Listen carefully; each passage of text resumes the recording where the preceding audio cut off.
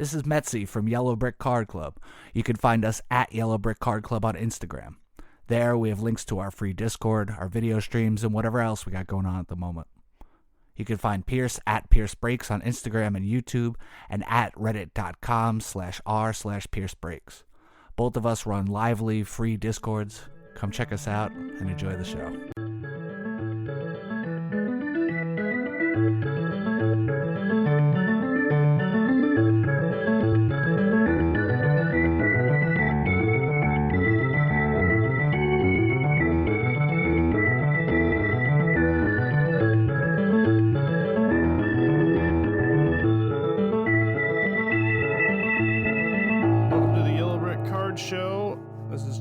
aka Waxmoronic, and I'm here with two folks I haven't had the pleasure of podcasting with yet, but I'm glad they're here. It's BBSmith, aka Chris. Say hello. Hello. Thanks for having me on tonight.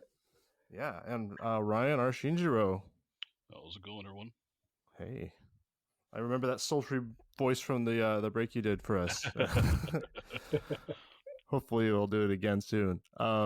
Cool, yeah, man. Well, we're planning maybe early next month coming up here, and we have a bunch of stuff we're going to be filming on top of whatever breaks we have coming up. So we'll see what happens. Excellent. That sounds great, and hopefully it'll be more NPB stuff, is what we want to talk about today. Have you guys on because we have I have some stuff on order. I'm not sure if you'll be interested in too, but we can bring that up today. That's NPB related. Cool. Right on. Yeah, I'd love to talk about what you guys get and where you get it from and all that stuff too. Logistics, I'm really into that. But also just some basics about NPB. Chris, can you tell us a little bit about your background with NPB and why you got into it maybe, and where you're at with cards? You have a favorite team, anything like that? Yeah, sure. It's funny. I'm just a huge baseball nerd to begin with, right? Like all of us are. And then really, I kind of probably got into NPB, looking at some of the Japanese players coming up when I was a kid, and maybe there's some history after that, being a huge Giants fan out here in the Bay Area. But obviously you had Ichiro out here on the West Coast, not a Giant, but, big impact on my life, also being born in Tacoma.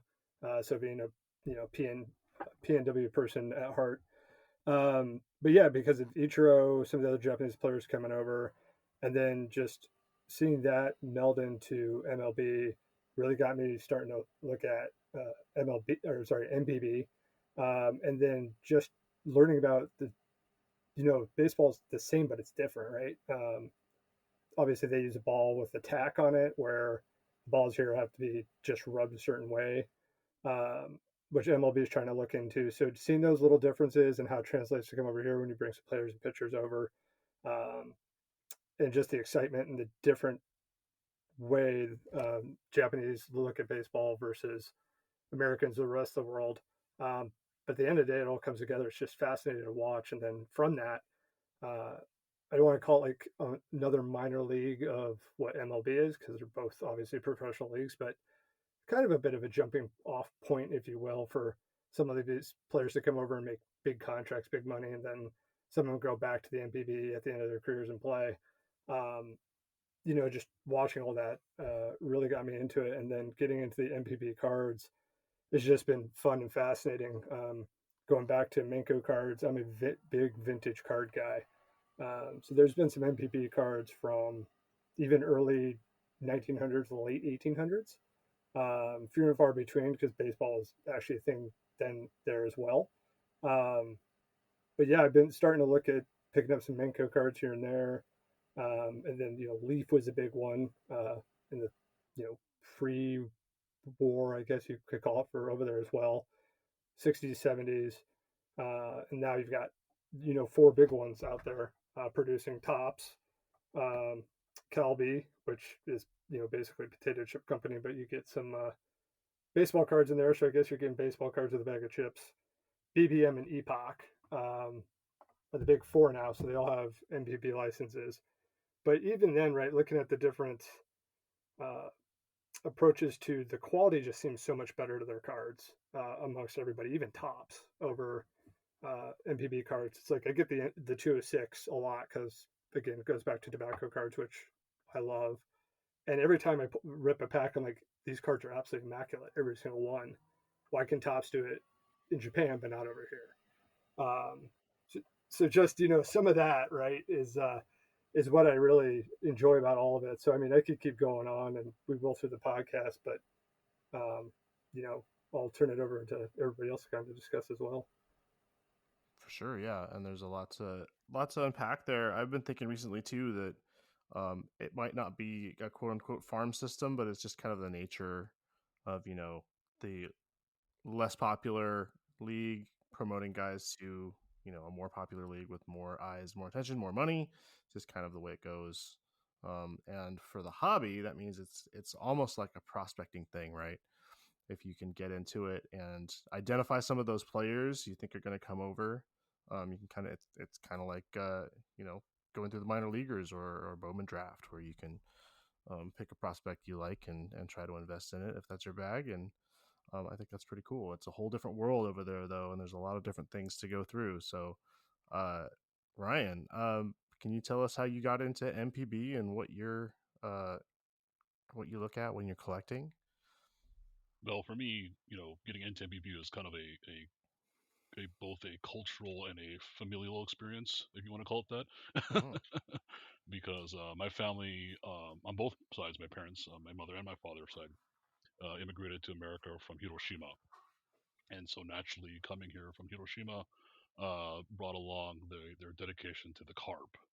And to add to that, I was born during what's referred to as the Akaheru age, means red helmet. And that was like, I guess if you wanted to call it the Carp Dynasty era, right? Their three championships came from that era. Multiple they had back-to-back pennants and multiple pennants during that era. Before the so-called Dark Ages, which happened when I was like 12. So they were coming off their first ever championship, and then a back-to-back pennant and stuff like that. And so my family was kind of deeply into the carp. Of course, it's a very large um, following in people from the city supporting civic pride. And so, of course, I was kind of growing up around it. Besides, growing up in LA, being surrounded by Dodgers and Angels baseball, my family was always keeping up with the carp as best we could, and naturally end up learning about the other teams. Um, that's some of my first baseball cards I ever received as a kid were NPB cards back in the early '80s. I still have them somewhere. I gotta find them. Cool. And of course, this is before I could read Japanese. I had no idea what was going on. I could barely speak it, and so I was having my grandparents tell me what was going on and listen to them, kind of wax wax about different players, how great they were, how great they are, or how terrible they are, Mm. and that kind of got me familiar with all the teams. MPB has, here in the States, been a little difficult to follow pre-internet era. What we used to do is we used to actually go to there's video shops here in LA that are Japanese run because it's a very common thing back then in Japan where before DVRs and everything else, you would go to the local video shop and they would have previous recordings, whether it's a TV show, a drama, what have you, baseball program, stuff like that, and you could rent it because that was allowable. And so yeah, we would rent VHSs of whatever the carp games were on, or they would pick me up some random MPB games and we'd watch them, and they would tell me what's going on and who the players were. And even after that, through college and everything else, I kind of kept up with it. The internet really helped. Nowadays, it's easier than ever with Mm-hmm. streaming and obviously being able to use things like Google Translate and DeepL to translate Japanese articles, right? So it's interesting to see how MPB has grown despite their best efforts. I will say, and that's a different subject. um, and I think like going back to what BB was saying, that yeah, the players coming over is a huge thing for the popularity of NPB, but also kind of like a double-edged sword because you are losing a lot of your best talent. Like going back to my carp again, losing Seiya Suzuki was huge for them. They Mm-hmm. were on the precipice of like, hey, we could make a run at this thing again. We could become a great team. Suzuki was absolutely killing it, and then he wants to post for MLB, The card really didn't fight it too hard. They didn't fight Kuroda too hard. They didn't fight Maeda too hard when they wanted to post. They kind of want their guys to succeed. Of Mhm. course, the local media will say like, "Oh well, be cool if you stayed," kind of thing. Of course. And so that's part of the consternation in Japan, where they do love seeing Otani and Darvish and Nomo and everyone else. But at the same time, they do lament seeing their best talent kind of leave the league. And that's kind of the big question in NPB, is where is that going to leave them ultimately as a league? Are they just going to see all their best talent constantly leave to greener pastures? Or can they build themselves up to retain players or attract foreign talent back the other way? Which is kind of happened to varying degrees of success. Mhm. Sure. As far as the cards go, I mean, I may be misremembering, but I mean, when I was a kid, I remember most of them being team sets, is what you would Mhm. buy. Mhm.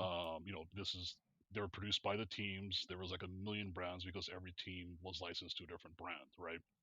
And then, of course, the aforementioned Calabi potato chip cards came along, and I remember seeing them, local markets and stuff. They're really cool to buy. I mean, they were a pain in the butt to open back then. They still are. Wait till you get one. We got to get wax some of these things. I mean, they are not easy to get Watch me into. struggle on camera. Yeah, it's definitely a scissors thing, and don't be shy. They are very strongly glued to that bag, and the pack itself is not easy to open. So, That's yeah, funny. those. Epoch came in later. BBM came in too, and then Tops is fairly recent. But it is interesting to see the transition to a more, you want to call it, American style of baseball card, I guess now.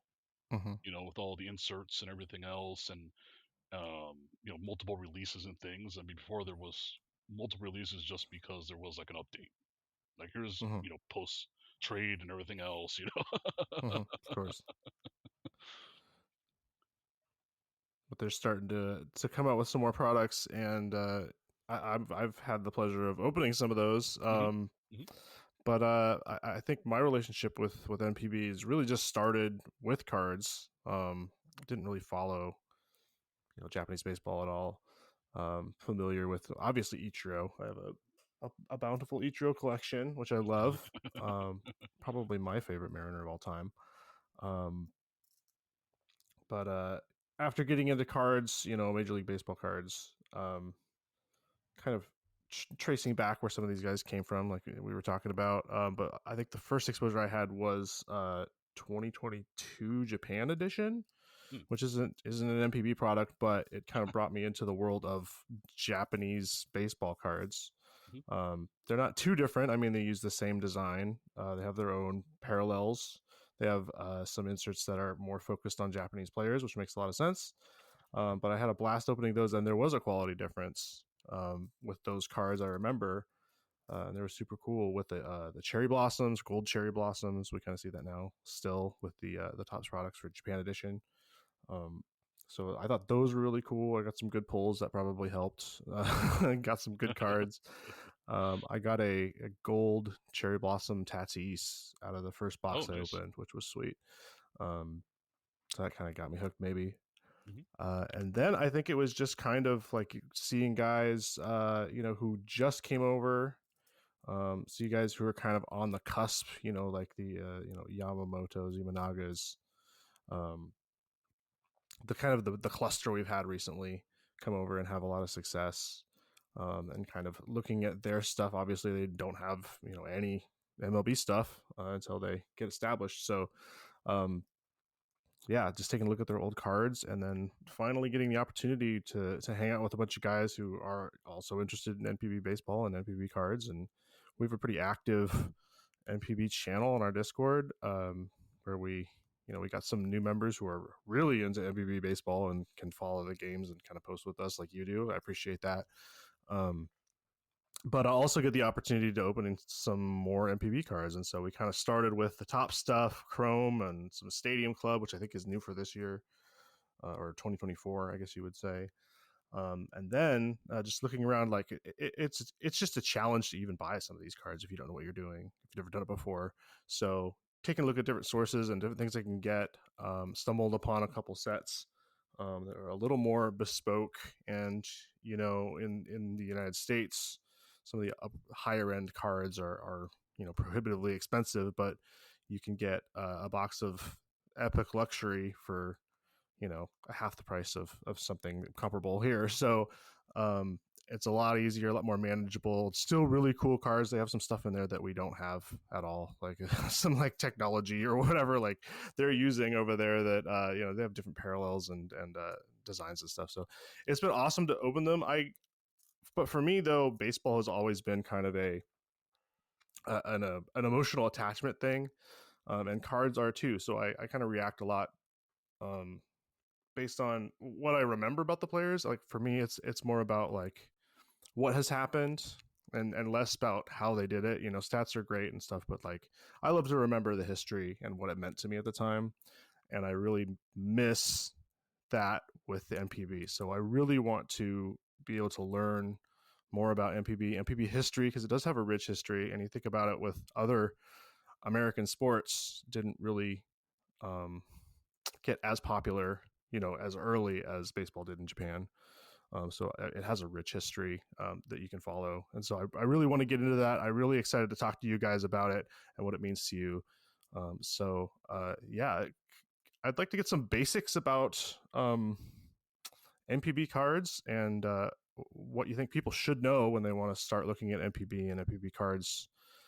Chris, did you have some ideas? You started going over some of the available brands for cards, but we can break it down further too. Sure. Yeah, I mean, like I said, there's the 4 different brands. But another interesting thing I'll just throw out there before we get into those brands is there's also like playing card sets. So there's also a series called Dream Order. And like Ryan was referring to, it's more of a team set, but then it's also set up. I never played Pokemon, so I'm kind of assuming here, but kind of the same way as these deck of cards that you get. They're in the shape of Pokemon cards. I've seen Pokemon cards with the different kind of refractor-ish to it. But you play the game, with these cards. I've got the stack right in front of me right now, and fortunately it's all in Japanese, and I can read like 3 words of Japanese, but you can kind of still make it out where you can, this player, you put this down, it's the pitcher, he throws a fastball, and then you throw your card down, and that is a hit or a strike or an out or something like that. But that's kind of cool too, because the cards are absolutely gorgeous. And at the same time, I'm looking at some of them like, I might send these to PSA to grade or SGC to grade, because even though they're game cards, I mean, they're just absolutely stunning from a card perspective as well. But getting back into mentioned that earlier that. Oops, sorry. I was gonna say, that's actually the ones that I do have in order, because the 2024 set is actually on sale right now, very cheap. Because the 2025 set for Dream Order is currently being released. Right now, the easiest way to purchase them, if you guys are interested, which is what I've been doing, is actually to purchase direct from the manufacturer, which is Bushi Road. And I found it actually through them because I'm familiar with some of the other games that they also produce. And just like you were saying, being familiar with their other cards and other products, the quality is really good. I mean, the printing quality is good, the cutting is good. Even just the general kind of stock they use is very nice. It's actually meant for abuse because it's a trading card game, so they're pretty durable. Like you said, they are that smaller, rounded edge, trading card game size though.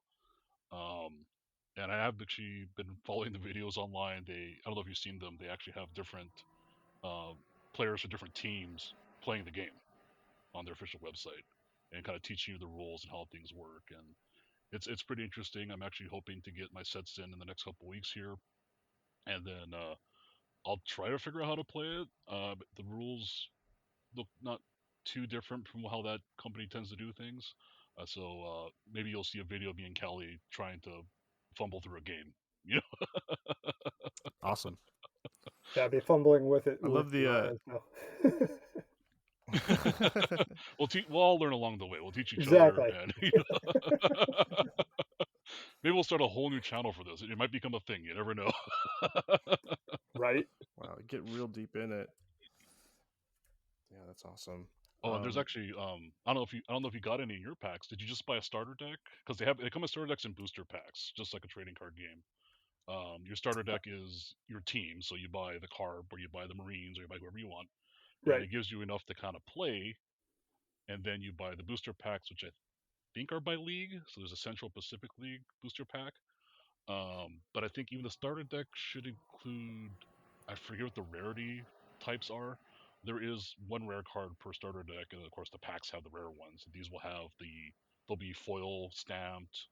I want to say there's hot foil autographs on some of them, Yep. at least from what I saw online. So there definitely is an interesting level of collectability for them. On top of just being baseball players, No, there are some really rare ones out there. yeah, the one I got was actually, it's funny. I got it from one of the guys in the original Pierce group on Reddit. Hmm. Knew as an MPB guy, and I don't know how he got it either, but he every time he went to Walgreens and got the MPB packs that are in the blisters, he would just sit Oh, there and just get them for fun, and then send it all to me. yeah. And then one day, Oh, this okay. box shows up with the Swallows Oh, cool. dream order, and I'm like, what is this and how did you get it? And he goes, I actually don't remember either. And I'm like, all right, that's fine. And then I opened it and started just looking through it. I'm like, these are awesome. So it was, that's how I fell into it. So it's pretty funny. But yeah, if It's we a want good to way for all of top, us to learn Japanese. We can play this game there, together. there you go. Right. I like it. It's gonna be hard with my German that I used to know. That'll be fun to get another difficult language in there. But yeah, as far as getting Yeah. into different brands, if we want to go into that, we mentioned there's Tops, which is the fairly newest one, which they're looking at doing world domination on trading cards. The Calby, which Ryan, I go to Japantown all the time here in San Francisco, and I always try to find those, and I've yet to find one. So hopefully Yeah, the Japanese markets here they get them used to be soon. around a lot. I want to say over 10 years ago. I used to just see them like at the Japanese markets and Yeah, bookstores all the time. And I kind of haven't seen them since. So I don't know if they just never sold that well, they don't bring them in anymore, or if there's some sort of import deal with it. But yeah, it's been a while since I've seen them in the wild here in the States. yeah. I'm gonna have to ask the next when I go there about once a week. Uh, so I'm gonna ask the next time I'm Hmm. there, just like where are these with the trading cards? They'll probably look at me like I'm nuts, but Yeah. um, yeah, I'm like what? The BBM and the Epoch. But yeah, it's interesting that Tops, right? I mean, obviously we're seeing Fanatics also as far as taking over the Tokyo Giants, and now they're running their team store and their merch and all that stuff. So it's just natural, right, for Tops to get in there. Now with the Dodgers, right, basically trying to become Team Japan outside Japan. Uh, I think they're just going to go harder into that market, right? I guess the good thing is having the other three manufacturers all having NPB licensing. I don't know how that's going to look in years to come if it goes the way of Fanatics, slowly taking football's next, obviously here in the States, and then hockey, and then basketball. Um, if NPB is going to go down that road and just silo it down to Tops. But I miss the fact that we don't have Upper Deck anymore. We don't have Score. We don't have Fleer. Yeah, Um, I'm with you there. yeah, because I mean, Upper Deck, right? Still think it was the Yep. gold standard ever, and it pushed everybody to get better. One of my Whereas favorites. Yep. yeah, and I think Epoch, right, is definitely the leader as far as quality and just Yeah, absolute I agree. cutting edge compared to everybody else. Um, that's my thoughts. I don't know, Ryan, what you think, but Yeah, I mean, Calbee's kind of always been like the cheap brand because it's for kids with a bag of chips. You know, right, granted, greasy fingers. their current cards are pretty nice. Like, I don't know if you've taken a look at them, but I was like, no, these are for the old Calbee cards I used to get, which were about as bad as you would assume, a potato chip card would be. They've gotten a lot better. BBM is very, they're not bad, but I'd say they're very middle of the road, you know. And Epoch, like you said, yeah, they are, I guess, like you would equate to like the '90s Upper Deck. You know, they're definitely going for a much more kind of, you know, as a luxury collection alludes to, a luxurious feel, a more high end product. And my personal feeling for tops is I don't mind them being into NPB. What is interesting to me, again, this is coming from my art school background, aesthetically how different they are from the Japanese NPB cards, Right. Right. both in the photography and the overall layout, the use of colors. It's very interesting. I do wish they would put a little more effort into their cards. I mean, I think we Yeah. all seen how the backs are essentially just the team logo and maybe a small blurb, like no stats, Right. no nothing. Um, because it feels really cash grabby to me when you do stuff like that, you know? Oh, for sure. It's. I think the ironic thing, right, is I think the best card Tops makes right now for the MPB market is 206.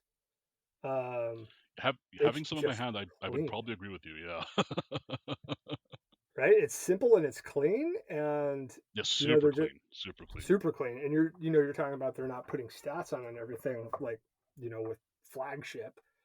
It's like, okay, well, Hmm. if you're not going to do that on that, yeah, Yeah. it doesn't really add to the card. It's like, okay, it's a good baseball card.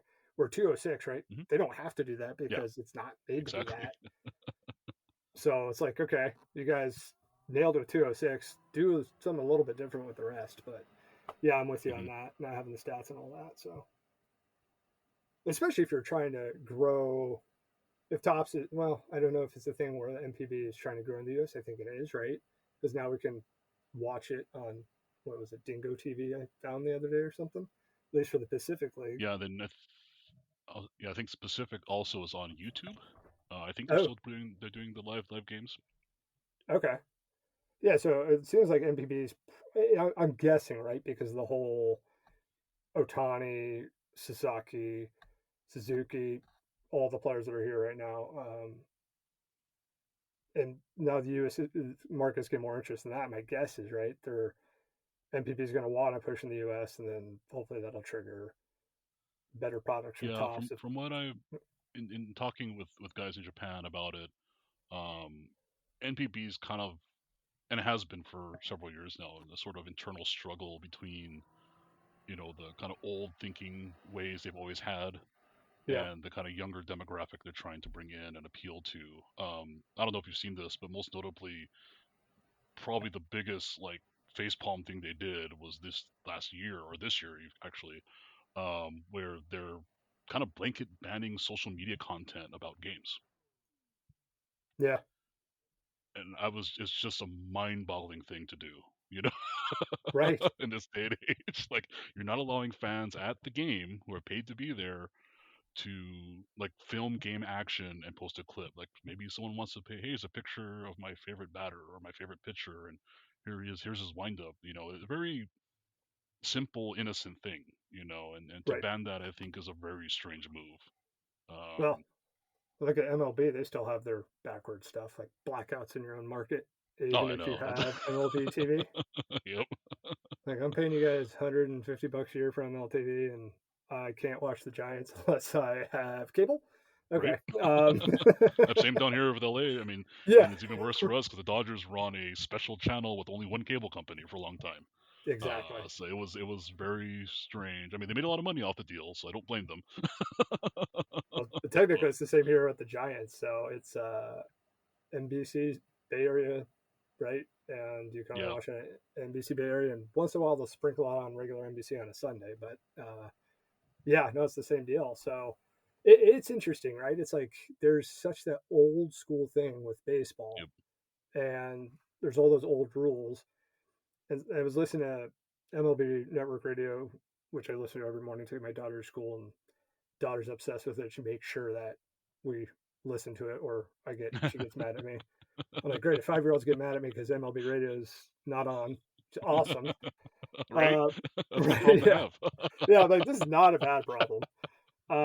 But it's funny, they were talking about like trying to get Gen Z more into baseball, and the weird thing they brought up, which they don't really ever bring up, was like talking about Paul Skeens being in GQ magazine and Esquire, and that's Mhm. actually bringing more Gen Z back into baseball.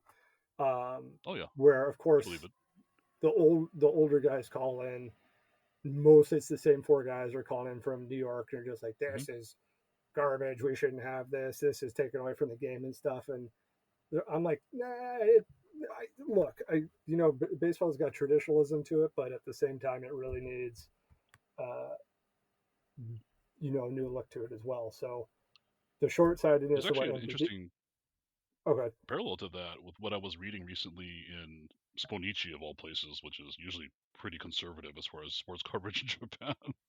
yeah, um, and they were talking NPB. How can they attract the younger fans back? They feel like in NPB, just like here, the fan base tends to skew older, right, and especially with so many of their star players the kids love, like Otani, coming to the United States, that they're losing that attraction, right?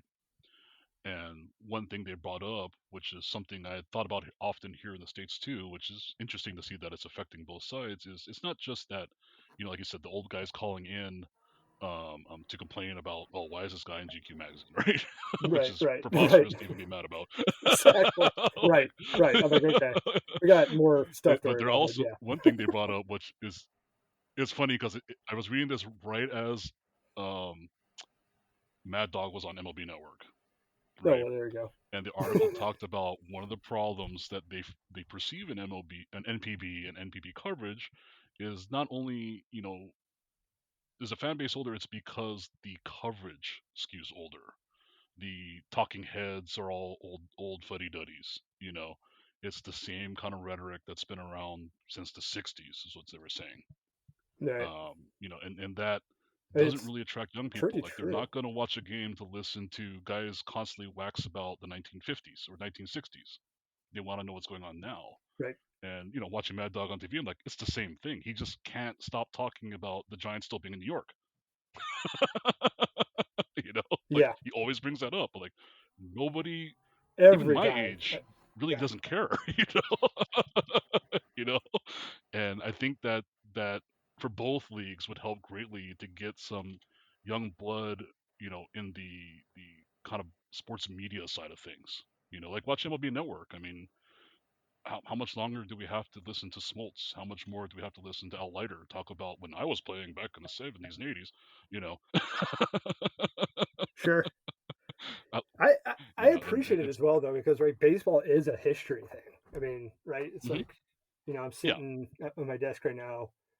I have my 56 Larry Doby on display, my 53 Satchel Paige, my 67 Euchre, and then I have my Yaz Gypsy Queen with the bass in it, right? So, Mike Yaz, and then now I'm staring at a bunch of glitter cards and all that on my desk, right? So I've got a mix of all of it, but I appreciate all of it. yeah, But I get what you're saying, though, right? It's like, yeah. I think and it's the you got to stop that kind of gatekeeping nature of yes, baseball fans. yes, And I think that's what, because like a lot of my younger relatives are kind of the same way when they run into like Dodger fans. You go like, oh well, you weren't around during this era, or you should have seen Fernando. Yeah, they don't care yeah, about that. It's still important. It's important they should know, but to discredit someone's fandom because they don't know some random player from 30 years ago, right?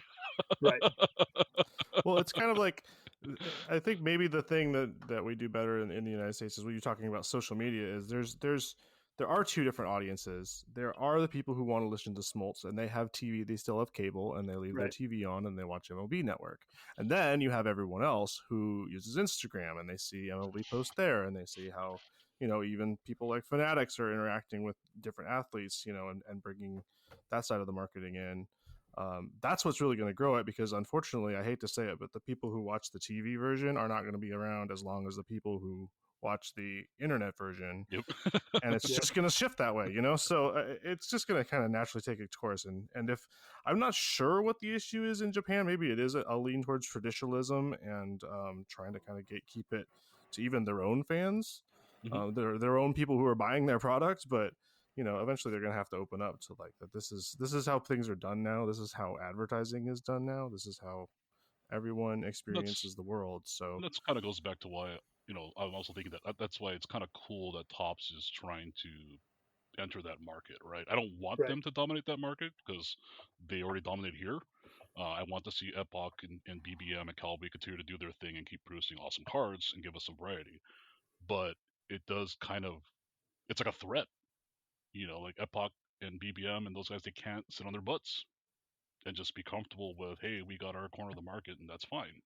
that's true. And I would Yeah. be, I mean, I have a limited experience with Japan and Japanese culture, but I get the impression that traditionalism and nationalism in Japan is a lot more important, and letting someone come in to kind of, take over Fnatic style, dominating Panini and all of these things and stealing their people and buying out all these companies and licenses and stuff would probably be harder to do in Japan. I think they would be more protective of their Yes and national no. Like brands. like if it's something that is culturally Japanese, it would be very difficult, right?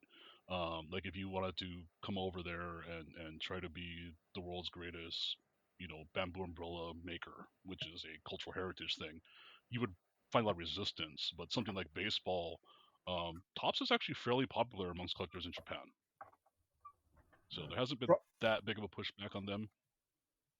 Is that because of MLB? And that's the only way you could get MLB cards as Tops? Or even with them coming on I the think it's market, everybody from else? the few guys I know in Japan who collect baseball cards. A lot of it's just because it's something different and new. Okay, Like I said, makes it does sense. have a different aesthetic. It does have a different look to it. It was kind of the first time they've seen a lot of these like different foil patterns and stuff. BBM Epoch kind of did that later. After Topps had already been doing the states, and all these guys have been collecting American baseball cards too. Um, so they didn't really. At least the guys I know really didn't have a problem with Topps coming over. I mean, they still buy all the Japanese brands too. It's like they're completely switched over. Right. But I haven't really seen too much of a pushback against them. There was some consternation about um, Giants and Fanatics because Fanatics do what Fanatics does. Initially the announcement was met with some, I don't know if you want to call it excitement, but people were like, "Oh, that's going to be neat." We're working with this huge company in America who does all the MLB licensing, and then because it was kind of their first swing, I think outside of J League, I think they do J League soccer too in Japan. Yes. Um, Yep. there were a lot of complaints about like stuff not arriving on time, quality of product not being there, all kinds of stuff like we are typically familiar with Fanatics doing, Right. We've and just accepted it having a here. confusing website. Yeah, right. So it's interesting. I think the MLB NPB connection is probably going to be the biggest test for both markets. How much more can NPB sustain? And are we just like Wax was saying earlier? Are we in a golden era of Japanese players coming over, or is it just going to be an unending pipeline? Well, That's going to be interesting to me. when you were talking earlier at the beginning of the podcast about all these Japanese players just leaving in big amounts. Of Hmm. course, I'm going to butcher his name, but the pitcher came over. I think it was like 27, 28, posted a year or two ago. Went to the Red Sox. Yoshida,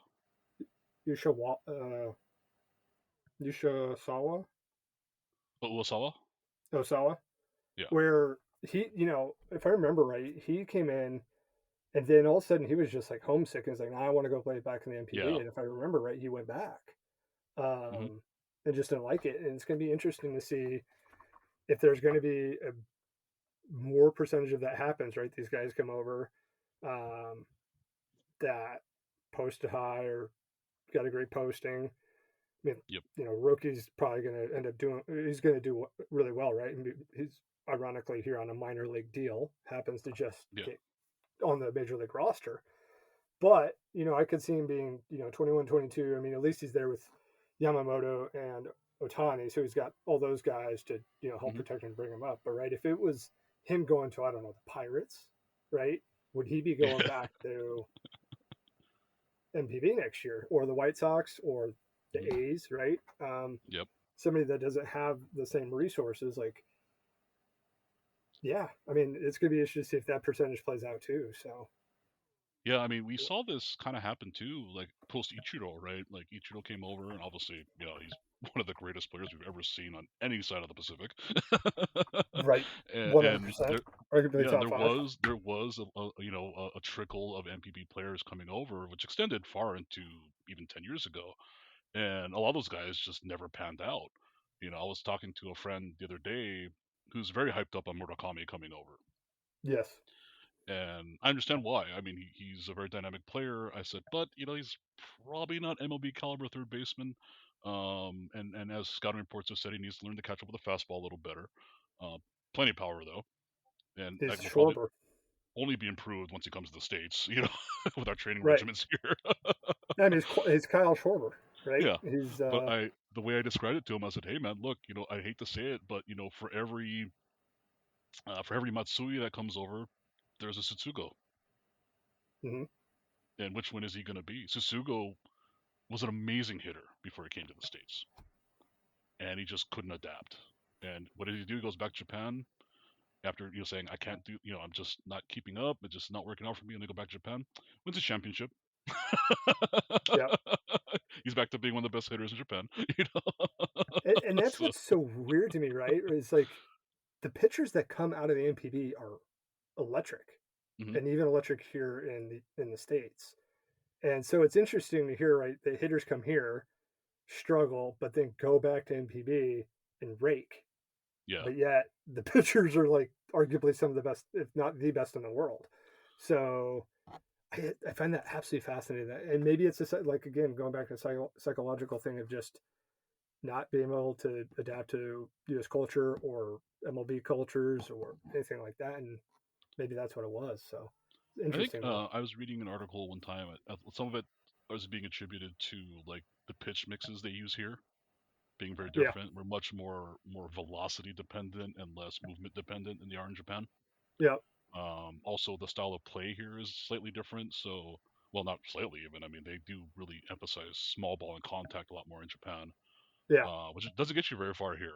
With the way that we play baseball, Don't ask the 2010, 2012, and 2014 Giants. That was all small ball. So right? But I mean, that's just not the way current baseball is being played. yeah. We're the, Right. we're supposed to move away from it, but we're still in the three true outcomes era, right? Right.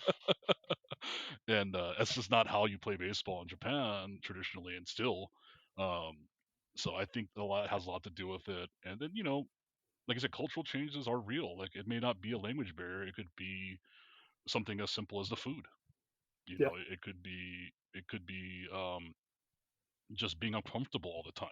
Psychologically, it's a huge effect. And I've seen players going the other way comment the same thing. They just couldn't hang in Japan. You know, it Right. was too mentally draining for them. So Yeah. It's pretty cool to on MLB Network Radio because several of the hosts now, Ryan Spielberg's and a couple others, all played in Japan in mhm. MLB, right? And they always it's pretty cool. I think, and it's accidentally, right? I don't think it's on purpose that during the shows that they're on during the day on MLB radio, they're intentionally talking about MPB when they're talking about the Dodgers or when they're talking about the Cubs. Yeah, Um, it just comes out, right? It's just talking yeah. about they bring up cultural differences every once in a while. They could be talking about anything, and I'm trying to remember the other host that Sports is on with all the time, but both of them played Is it in Yonder? MPB. I think did Yonder play MPB? I don't remember if he did or not. Yeah, I think so. Yeah, he might have. Yeah. But he's a pitcher for he pitched for the Yankees at one point. And that's but anyways, both of them played in the MPB like a year apart towards the end of their Mm. careers.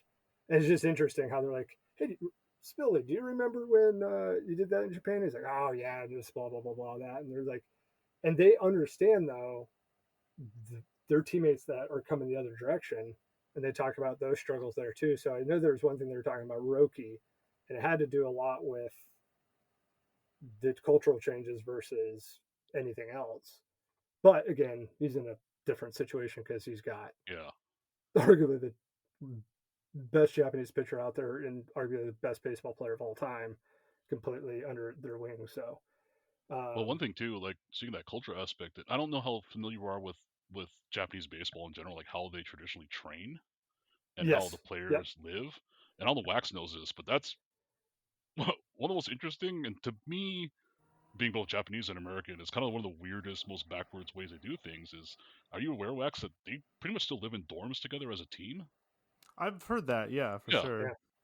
They're still very big on the run until you throw up mentality when it comes to working out.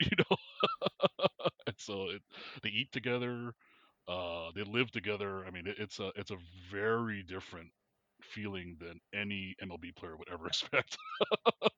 Unless you're playing for the Angels and you're Ron Washington right now, and Yeah, then that's true. Yeah, then you're still that way. So it worked for Kyron Paris, so hey, right, no more phones, guys. yep. Sorry. Oh wait, it worked. Oh, Yeah, all well, hey. right. For one guy at least. I mean, Mike Trout's still trying to learn how to catch a ball in right field, but Yeah, but he's still hitting bombs. So oh he's yeah, yeah. I think that's what is it? I think during the not to get off subject for a second, but Giants game of the weekend. I think it was the game they blew the 5-run lead in the ninth. But the for some reason the Angels broadcast was on my TV, and I'm like, I don't understand why this happened. that's weird. And they're like, well, if Mike Trout was still playing center field, that would have been caught for one of the Giants' early home runs. I'm like, yeah, that's probably accurate. Yeah. But he's not, so that's good for us until we blew it in the ninth. The problem is he might have caught it, but he might have also dislocated his shoulder while doing it. Yeah, exactly. And then be out So for another 2 years.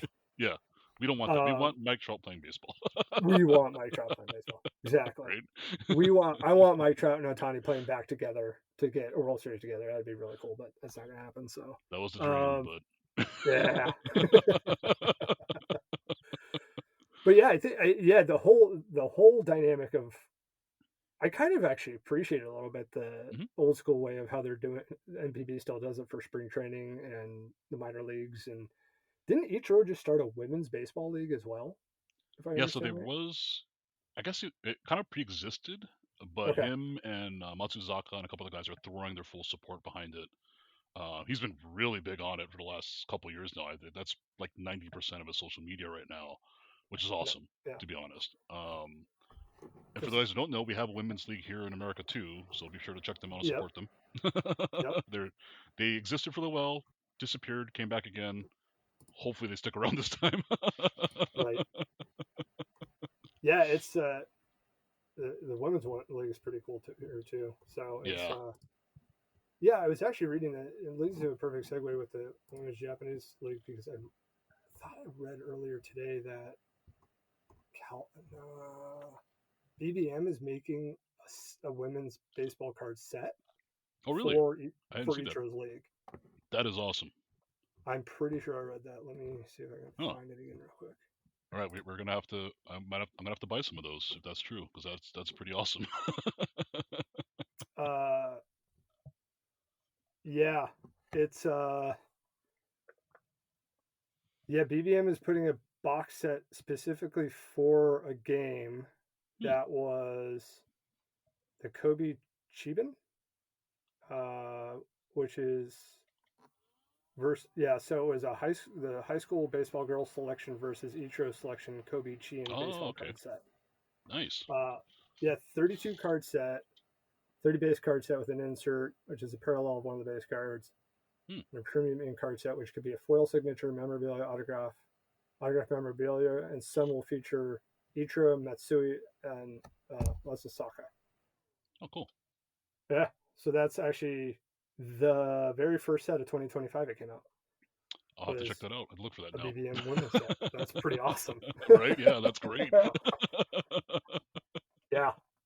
I mean, that's can Ichiro really just cool stop being an awesome dude? You know, like he just can't help himself, right? Throwing 85-mile-an-hour first pitches. Yeah. Right. Max, how old is he now? 80? Not too old. Yeah. Yeah, he launched that thing in there. Launched that thing. That was amazing to see. I'm still surprised. I'm surprised he's just not suiting up and playing somewhere. DH, whatever. It feels like he kind of still can sometimes. Like I see him, you know, he was there at the Mariners spring training. I was watching videos of it. and playing Pepper and stuff. I'm like, yeah, that's not Pepper because he's hitting like 80-mile-an-hour liners to people. Yeah.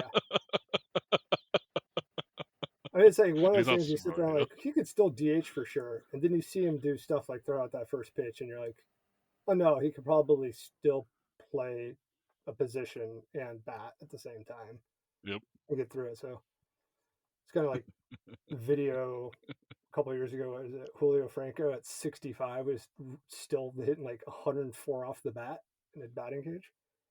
That's just crazy. Yeah. I feel like Ichiro is the same way. So Didn't Nolan Ryan do something like that too? Like he did like a first pitch after how many years he retired to still hit like 90? yeah, yeah, ridiculous. It's awesome, but Yeah. yeah, Especially nowadays where we see players get hurt like, you know, in the shower like Freddie. right, right, unbelievable. Punching a wall, Poor dude. It's like, And Freddie's one of the Dodgers I actually like, so it's like it's such hard a to not bummer. like Freddie, regardless of what team he's on. I know. I like the when he was a Brave too. Him, Mookie, Yamamoto, Roki, Otani. Yeah, those guys are just likable. Max Muncy, no. But Well, that's yeah, kind of the joke with the Dodgers. I hear all the time. It's like it's everyone likes the players but hates the team. right. So, well, actually, I got a question for you. So, obviously, Mariners is my number 2 team, but obviously they had the big Japanese connection, and I can't remember still if there's the Nintendo connection with the Mariners or that thing's totally gone.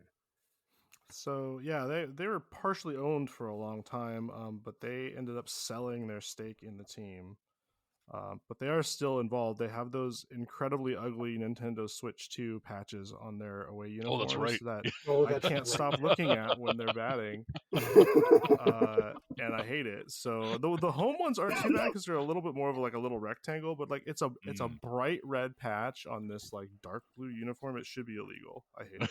Yeah, It's terrible. But Nintendo needs to get that out and they get their money and everything. I get it, but it's the way of things.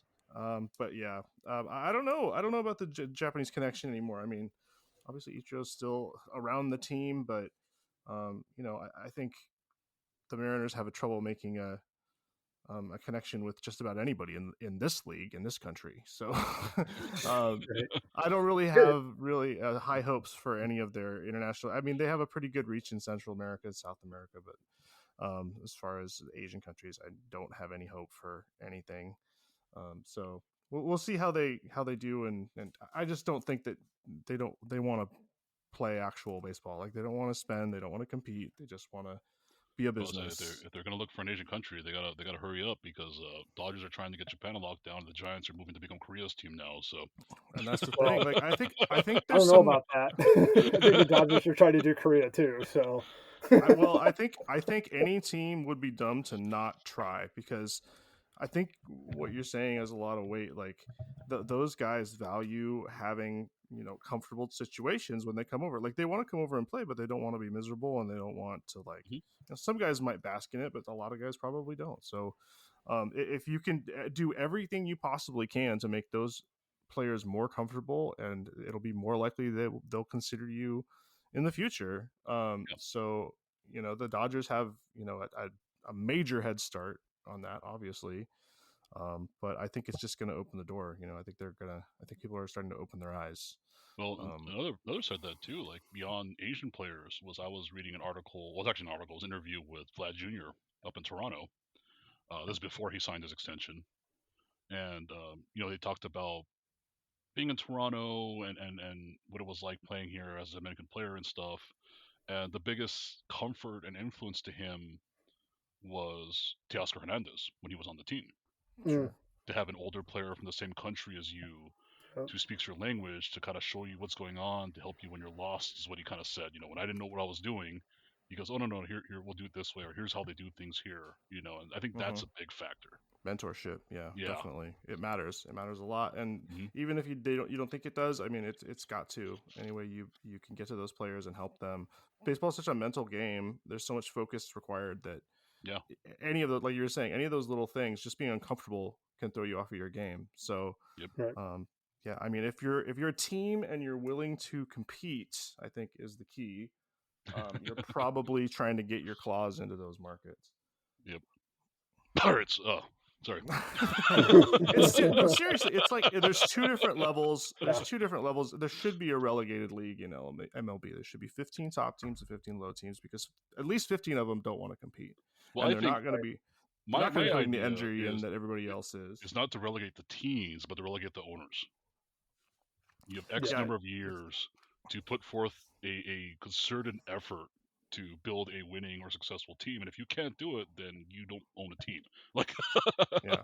Well, it's funny because the other owners don't need that. They just need their team to be good. And the worse that the other teams are is actually better for them because you know what sells a lot of tickets? Winning a World Series yep. Right. sells a lot of tickets.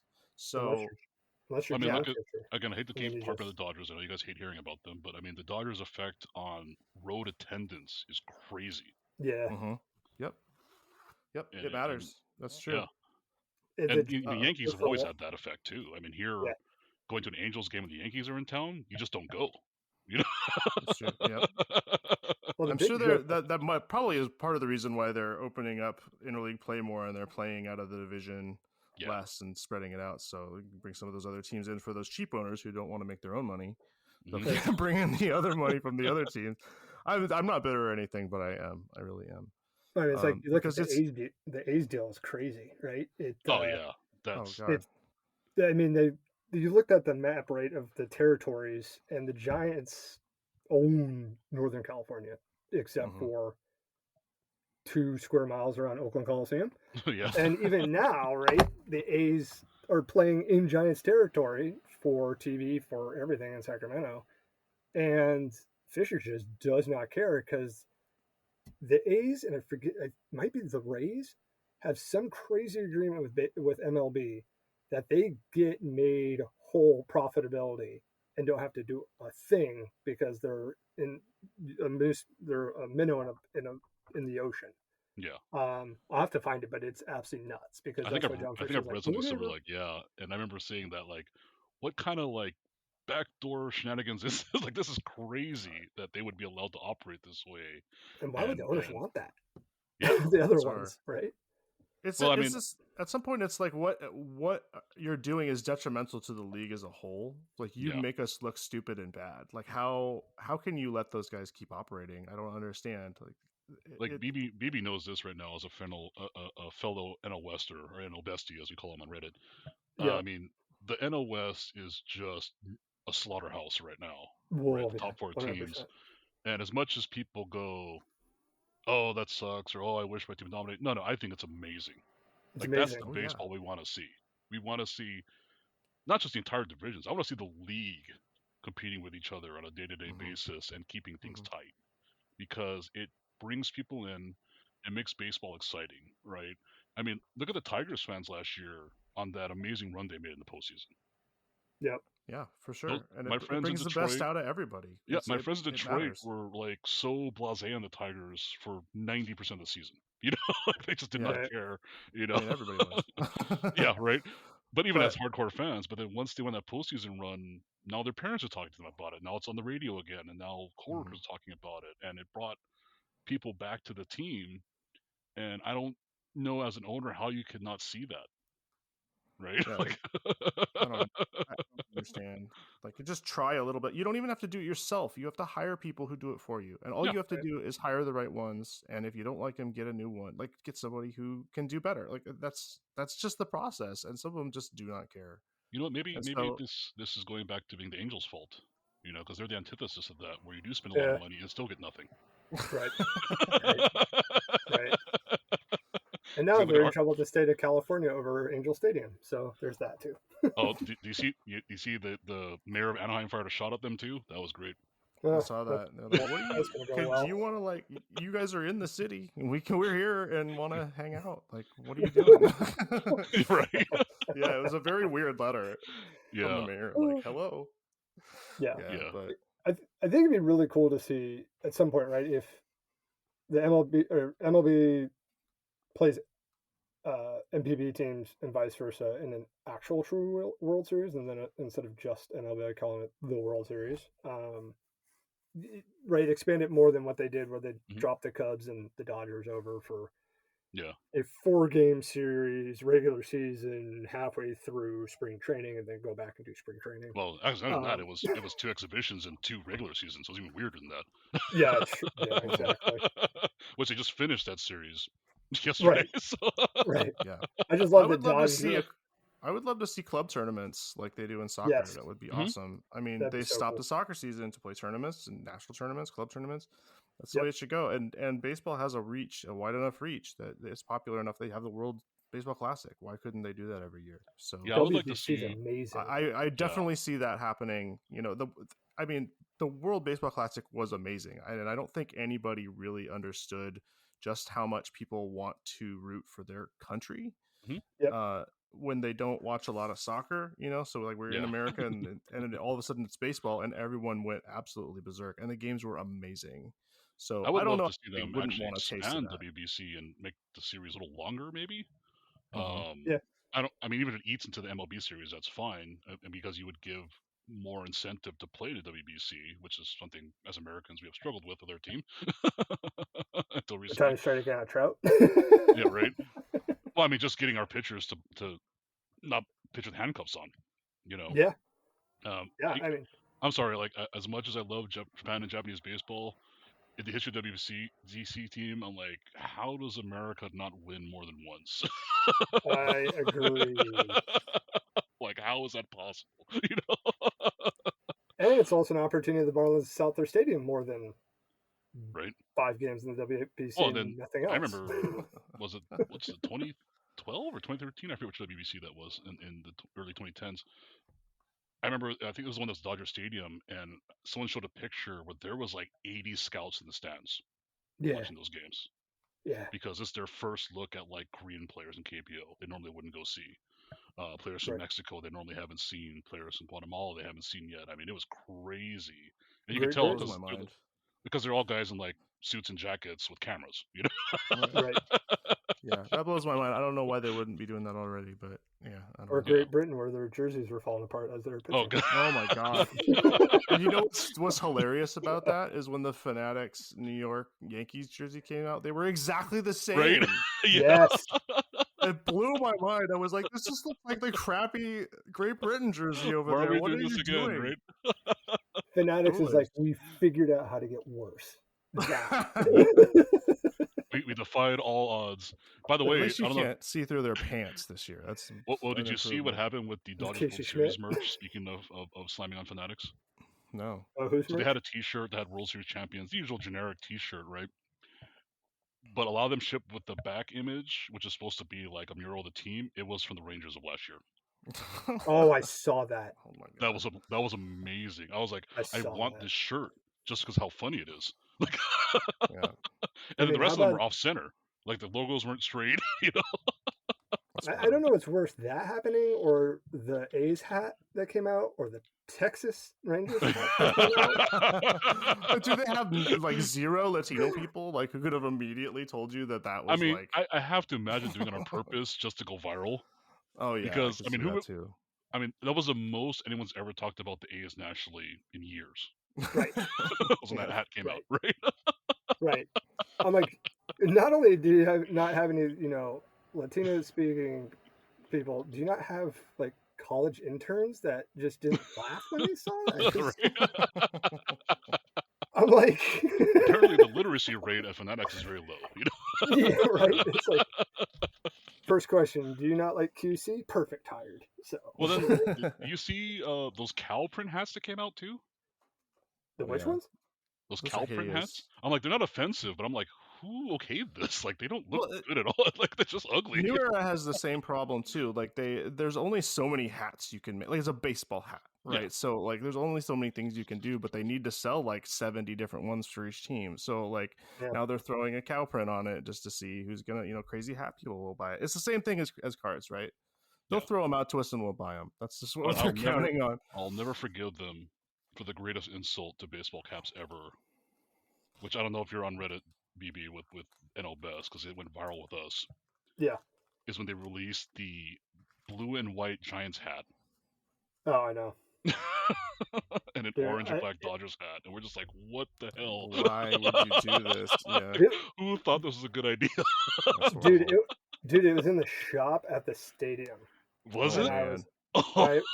I was like, so I went in there. They kind of, if I remember right, they released it around the Rickwood game or somewhere before or after that, whatever. Yeah. And I went down there to get a bunch of Rickwood gear, and I just happened to catch it at the corner of my eye, and I was like, "What on earth is this crap? This is dumb." We're like a Yeah. vampire was seeing like- garlic, like, Yeah. Yeah. If I was running that team, I would immediately take that stuff and just throw it out of the stadium onto the street. Like, it can't be in here. That's it should Now be we gotta illegal, too. see if they ever It- made yeah. a orange and black Mariners hat we can get for wax. Oh God, I don't know. I don't know what our anti colors would be. I'll think about it. That's an interesting question. For the Mariners, It'd either be the Yeah. Astros or the Angels, because the Yeah, Angels hey, may suck.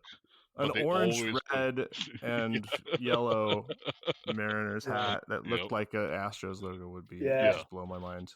I'd And I don't know have a what it is with the convulsion. Angels. Even last year when they lost like 100 games, they somehow, I think they swept the Mariners one series. It took Oh, us that right up always to the other- happens. Oh I'm yeah, like, why is Yeah. it only the Mariners you could play? And then they got swept by the White Sox right after. yeah, I believe it. I'm like, oh, I that's believe the it. Angels for you. right? All right, guys. Well, I've had a great time chatting and just in general, but also a little bit more about Japanese cards. We've been doing a lot of MPB rips, and we've got some great cards that I'd love to talk about another time.